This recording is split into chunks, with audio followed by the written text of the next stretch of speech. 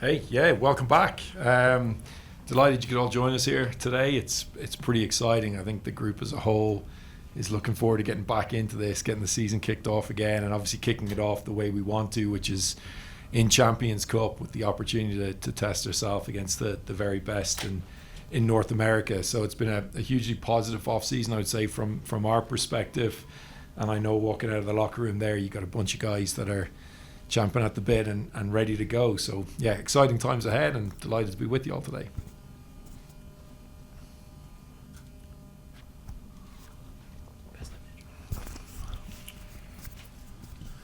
Mitchell Carroll with Commerce City Radio.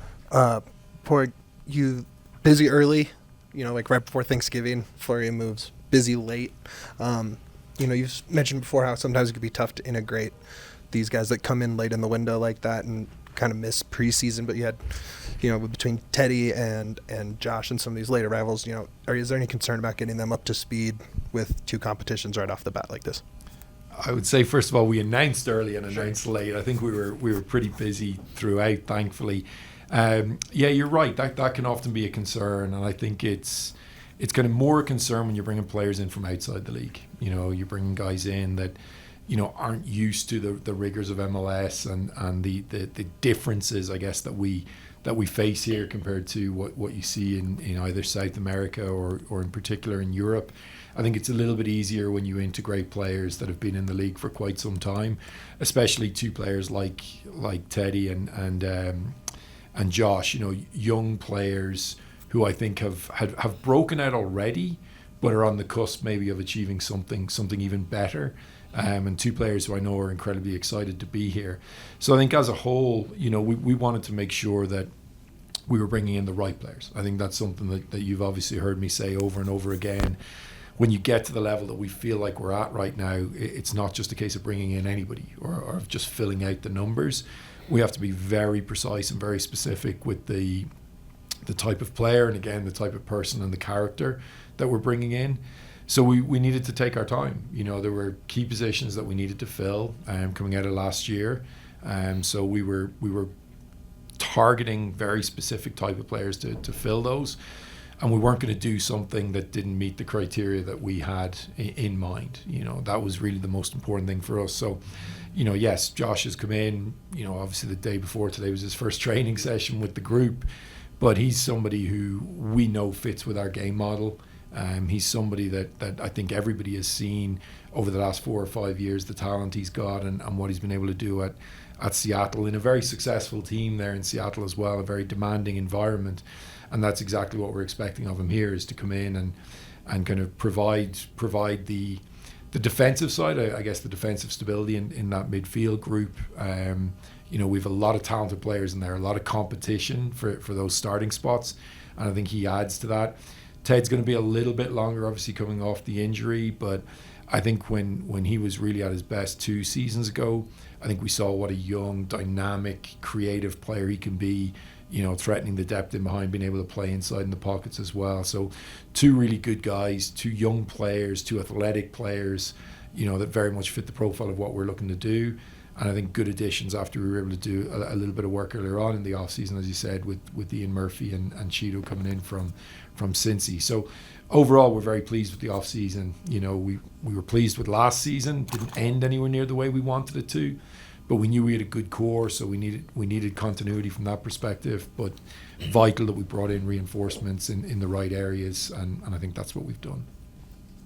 Matt Pollard, Bergen Wave. Pete, good to see you again. How much of the Moist Bombito transfer fee was converted to general allocation money? And for the money that wasn't, how was that allocated and spent within the organization? Thank you. Yeah, we're very fortunate that our ownership group was great. As soon as we did that, we were permitted to take all of the allocation that was permittable under the league rules. So we've done that, and we've converted the max there. That's part of what allows us to go and build out the roster and buy down the roster in the way we've been able to do that. I think if you look at our net spend over the last couple of years, like that is certainly on the side of more outgoings than incomings. And I think if you look at what we've done with with Georgie, if you look at what we've done, obviously with Rafa as well, and some other deals, the TED deal, which was of course one of the first cash for player deals in MLS. So we've been able to utilize both the cash and the GAM side of that transaction to make the team better as a whole. So we're really pleased with how we've been able to do that. And I think it's a critical part of what has got to be our business model, and I would argue a business model for all teams in this league. It's really important that we become much more active participants in the global transfer market, and that we find a way to generate increased revenues from transfer fees and then reinvest those in a thoughtful way. We are going to be a club that continues to look at young players. Like, that's going to be a key part of what we do. I think that's evidenced by the players we're able to bring through the academy, players we're able to acquire from other teams, and players we're able to track and bring in via the draft as well. So we'll use every mechanism that's open to us to try and make this team better, but we will do so with an eye first and foremost on our homegrowns, and then obviously on young players, domestic and international after that. Brady King with Denver 7. As Chris Armas enters his second season, what's impressed you about what he's been able to do here so far? I think as a human being, he is like no one else I've met. He's unbelievable. The positivity and the energy that he brings every day is infectious. And it's funny, I was watching training this morning with our chief scout, and I turned around and I was like, man, he's like a little kid. He's running around. It's freezing cold. He's throwing his jacket off and he's kicking a ball around. He's just enjoying it. And I think that's something that we really needed. I think there was a good group here. There was a group that we felt, a group of young players that we felt did have the potential to be better than we saw in 23. And we just felt we needed somebody that was going to be able to come in and actually just really build the camaraderie and the spirit in the group and get the best out of them. And I think his ability to connect with these young men in a way that makes them feel, confident in who they are, makes them feel trusted, and allows them to express their talents on the field is absolutely incredible. So from that perspective, in terms of the thing that stands out to me the most, that's what it is. It's just the human side of him. Obviously, he's got the X's and O's. He's able to motivate. He's really, really good at connecting, I think, with our supporters, with our stakeholders, partners, whatever it is. But just the human being is what's really impressed me the most about Chris. Pádraig, the Ali Fadal transfer from the outside may be one of the more surprising moves of the MLS offseason in general. Fourth tier in Spain, first team contract. Can you tell us about how long that process has been in identifying him, and how that comes together as a pretty surprise move? This might take us beyond the 30 minutes that I'm allowed here, to be honest with you. That deal is about 3.5 years in the making. So we first saw Ali when he was in Montverde.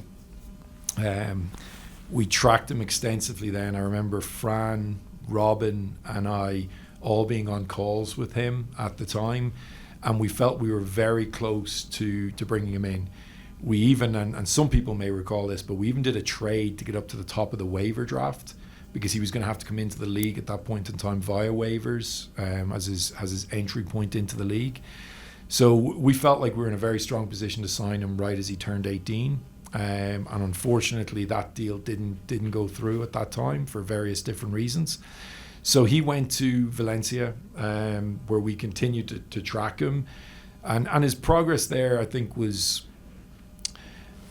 maybe in some ways what you would expect for a young player with that kind of background going to such a big club. I mean, Valencia are one of the biggest clubs in Spain, one of the biggest clubs in the world, to be perfectly honest with you. And it's really difficult to break into that team. And I think the fact that he got in and wasn't just training with the first team, but did actually get into a first team game with Valencia speaks volumes to the type of talent that he has.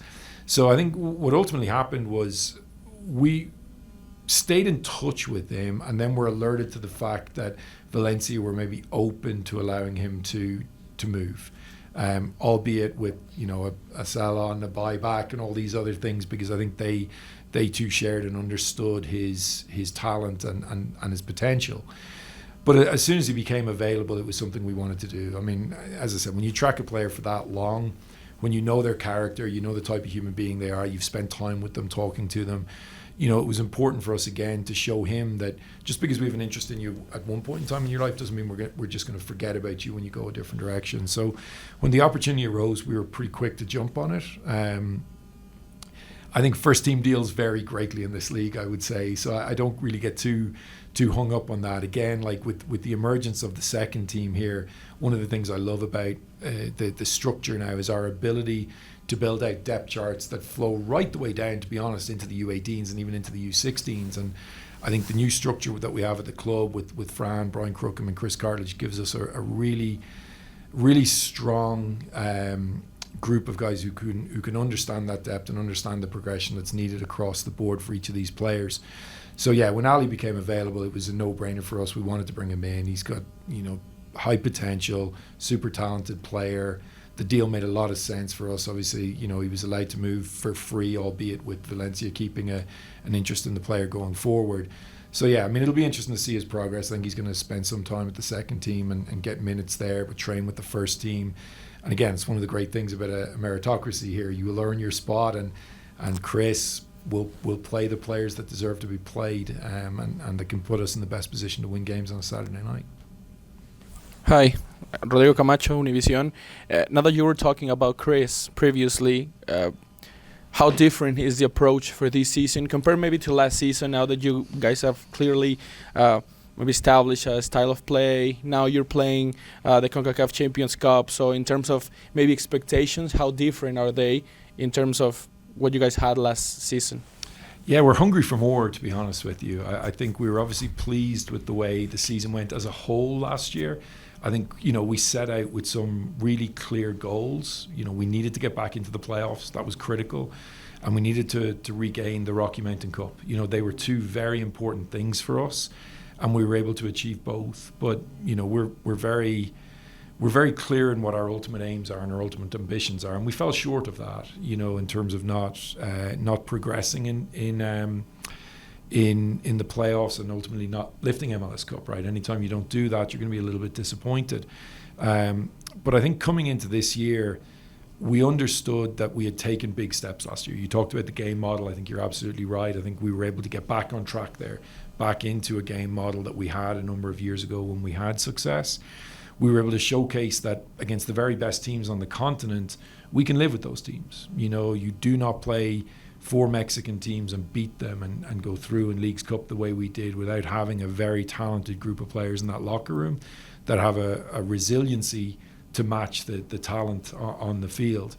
And I think that gave us a lot of confidence. I think what became clear was that we needed reinforcements. We struggled a little bit with a few injuries after that, and the season didn't end the way we wanted to. So we were very clear and very defined in what we wanted to do in this off-season, and that does raise the expectations, and I think that's very important for our club and for every single individual that's involved in our club. We always want more, irrespective of what element that is in our club and in our business. So we're excited for this year because we do feel like we've added some key pieces in good areas. We feel like the age profile of the team is very, very, very positive from our perspective. It's young, it's hungry, but our game model demands that. It demands a lot of high intensity running. It demands a level of commitment to go along with the technical skills that are obviously needed. We think we've got the group to do that. So yeah, as I said, we're hungry for more. We want to go further than we did last year, and the same goals apply. We need to be back in the playoffs, obviously give ourselves a chance to lift MLS Cup. We need to keep the Rocky Mountain Cup now. That's critical for us. And then these other competitions, Leagues Cup and Concacaf Champions Cup, they're just an incredible opportunity. Like, they're so exciting, and the chance to play against the best teams in North America and the Caribbean, it's really exciting for us, and we're going to go out and take every game as it comes, but with the aim ultimately of going very far in these competitions. That's what we're looking for. It's not going to be easy, but that's the great thing about the sport. Hi, Pat Radigan, Footy 5280. You mentioned MLS getting more involved in the global transfer market, and you guys are kind of in a unique situation because last time we were together we were talking about Zach's reemergence with the national team, but you guys have a couple keepers, actually 3 keepers who have experience there, and young American goalkeepers have been a highly valuable asset in that global transfer market. So just how is the club approaching, the keepers that you have with the club, near the club, and just how important is that to include that as part of the development of some of these players, just given what their peers have experienced in similar situations? Yeah, you're dead right. I mean, America has got an incredible tradition of producing top class goalkeepers. I think none better than the man who manned the post here for a long time in Tim Howard. And I think we're very fortunate that in Chris Sharp we have one of the top goalkeeping coaches, and that's somebody who I think plays a massive role for us when it comes to recruiting goalkeepers. You know, our ability to bring keepers in is heightened by the fact that they know they're coming in to be coached by Sharpie and that they can develop with him. And I think we've done a nice job over the last number of years of identifying goalkeepers at the various different levels throughout the club, and then, you know, ultimately being able to recruit them in here. You know, whether that's Adam locally, Real Colorado did an incredible job developing him to a point, and then we all got together and we're like, yes, for him to take the next stage or the next step in his career, it's better for him to come here. Zach was slightly different, right? He's down in Florida, he's producing, he's doing well, but again, the next step for him was probably going to be better here. And then you look at bringing someone like Zach back, like what better mentor for these young goalkeepers than, you know, the current national team goalkeeper, I would say, or certainly as you're coming off a man of the match display in the last game the national team played, he's in a good spot. I think our approach to goalkeepers is very similar to our approach to you know, all the positions. We want to have talented players at each level, and we want those players to have various different pathways or a pathway that allows them to get the minutes they need without blocking anybody else. So we have to be specific with it. You can't just bring everybody in, because you need to get these players the training minutes and then the game minutes to help their development. But again, we're quite specific in terms of how we go about doing that, with the aim ultimately of having these players come in, produce with us, and then excel, whether that's excelling with us at the first team level, whether that's being sold, you know, abroad, whatever that ends up looking like. If they go abroad, we need to make sure we've got the next guy ready to step up and come in at that point in time. And I think goalkeeper is one of those areas where we know Zach's going to likely go to, you know, to national team camp, but we're very confident in what Adam brings to the table at that point in time, and it's a good position for us to be in. We'll take a few more, and then we'll get ready for the Concacaf portion of today's event. On that note, P, you've got 2 goalkeepers. What are you doing at third goalkeeper, and what do you make of Robin getting back into coaching with Toronto FC? Yeah, I mean, look, Hansen's a fantastic goalkeeper. I think he's produced already for us. He's shown the talent that he's got in pre-season. He's been terrific. I mean, I don't know if you got to see any of today's session, but he was pulling off some absolutely terrific saves there. So really pleased to have him in place, and obviously we've got Zach as well coming through. So all in all, yeah, we think our depth at goalkeeper is really strong. Thrilled for Robin. I got to bump into him last week when we were down in Florida. You know, great guy. We've obviously been able to stay in touch, and, you know, wish him all the best with the Toronto job. Was there anybody else? I had one more. Okay. P, there was the draft pick Aurore, who had the knee injury right before the DU game, and I know there was some uncertainty about whether or not he was joining the club this year, or what was happening with his rehab. Do you have an update on what's going on with him in a timeline? We're still chatting with him, so we'll go through the process. Obviously, he's got to recover from his injury, but as a draft and follow, we feel like we're in a pretty strong position with him. Really like the kid, super talented. We were incredibly disappointed when he didn't get to make the trip to DU. It was going to be a good opportunity to see him play. But again, we'd seen enough, and we know the type of talent he is, the type of potential he has. So ultimately we're going to look to bring him in at some point in time, whether that's now or in the future. We'll have to wait and see. Parg, what's it been like having the Bassett brothers, you know, together on the pitch, getting to play around, and sort of culturally for this team that has had so many homegrown players? Last year I think there were 7 on a game day roster. What's it been like having those two just around and sort of adding to the culture of the team? Yeah, it's great. I mean, this is who we are. You know, we want homegrown players. We want players that, you know, have the DNA of this club, you know, in them from a very early age. You know, and I think it's something that means something not just to our club, but to our staff, to our players, but to the community at large. You know, if we're going to talk about representing our community and being here for our community, then that needs to extend onto the field as well. Nothing's given though, you know, nothing's given. And you know, Sam has done exceedingly well over the last number of years, whether it was his time here with the academy or then what he did at DU and the heights he's reached with them. He's earned this spot. He's earned this opportunity. I think he's put himself in a great position for his own development and his ability to kind of reach his full potential. It's really interesting though as well, right? You've got 2 brothers that are battling it out, playing similar positions. I'm sure they would say they can play together, and we might see that at some point in time.